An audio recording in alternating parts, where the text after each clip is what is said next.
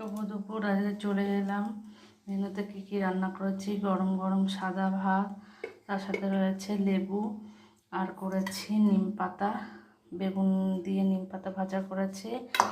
আর সকালে আলু সিদ্ধ ছিল, তাই আলু সিদ্ধ চোখা করেছি। আর ফলুই মাছ এনেছিল, ফলুই মাছের ঝোল করেছি। বেশি ঝোল করিনি, ওই শুকনো শুকনো মতন করেছি। বিনস দিয়ে করেছি ফলুই মাছটা। আর এটা কিসের মাংস বলো তো? আমি আর বলবো না, বলো এটা কিসের মাংস?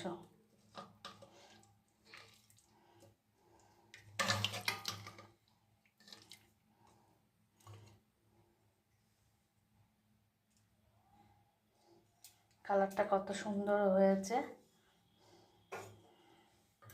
এই হলো আমার দুপুরে মেনু। সবাই ভালো থেকো।